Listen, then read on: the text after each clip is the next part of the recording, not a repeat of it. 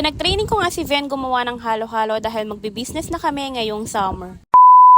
Last Saturday nga, nagpunta kami dito sa Chowking, Paco Branch dahil a-attend kami ng Halo-Halo Making Kids Camp 2024. Pagkarating nga namin dito sa Chowking, dumiretso kami dito sa registration form para mag-register at kunin yung apron and cup nila na gagamitin sa Halo-Halo Camp 2024. 450 pesos nga yung binayad ko dito sa registration fee kasama na nga itong cup and apron plus yung food na kakainin namin mamaya. After nga namin magpa-register, umakit na rin kami para pumunta dun sa pinaka-venue ng event. Pag-akit nga namin dito sa venue, nagulat ako, sobrang dami na rin palang mga bata dito at mga magulang. First time nga lang namin ni Ven umattend sa ganitong klase ng activity kaya hindi ko alam kung anong magiging reaction ni Ven dito. Bago nga yung araw na to, nung nagpa-reserve na kami ng slot para dito sa Halo-Halo Making Kids Camp, sinasabi ko na nga kay Ven na gagawa siya ng halo-halo. Para lang aware siya at pagdating niya dito, alam niya kung ano yung gagawin niya. Maya-maya nga rin, nagsimula na rin yung event. Pinwesto ko nga si Ven sa unahan para makapag-interact talaga siya, kaya lang medyo nahihiya yata siya at tignan nyo naman hindi siya gumagalaw. Sa totoo lang, gustong-gusto ko talagang sinasali si Ven sa ganitong klase ng mga activity para mas lalong ma-enhance yung social skills niya. Mabuti na nga lang may mga ganitong klaseng activities yung ilang mga fast food chains katulad na lang nitong Chowking.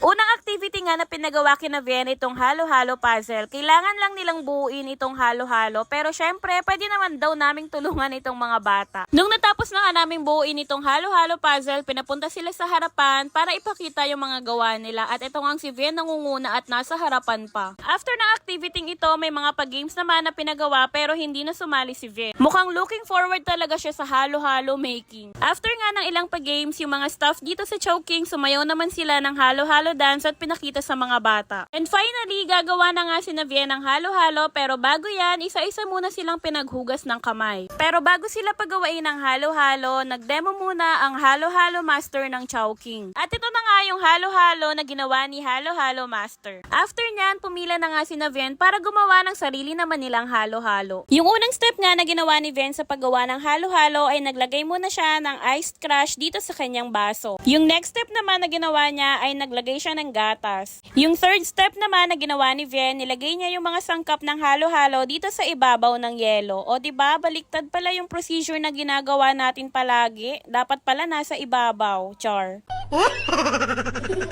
At yung last step naman ng halo-halo making natin, ang paglalagay ng leche flan at syempre ng ice cream. And finally, ito na nga yung nagawang halo-halo ni Ven. After niyang gumawa ng halo-halo, sino pa ba ang kakain nito? Syempre, siya din ang kakain niyan. Mukhang sarap na sarap nga siya sa halo-halo na ginawa niya at alam nyo bang nag-request pa yan ng isang scoop pa ng ice cream. Anyway, after nga na halo-halo making, kumain na rin kami at dinistribute na rin nila yung mga foods namin. Sa food naman, nakasama dito sa registration fee namin, isang chicken laureate para sa parent at isang one-piece chicken joy with medium halo-halo para naman sa mga bata. Masasabi ko ngang sulit yung binayad namin dito sa halo-halo camp dahil super nag-enjoy naman yung mga bata at nasarapan din sila sa mga foods. Kaya kung tatanungin nyo ako kung sasali ulit ako sa ganitong klase na activity, ang sagot ko ay oo. At dahil dito, magtitinda na kami ng halo-halo ni Ven ngayong summer. Char.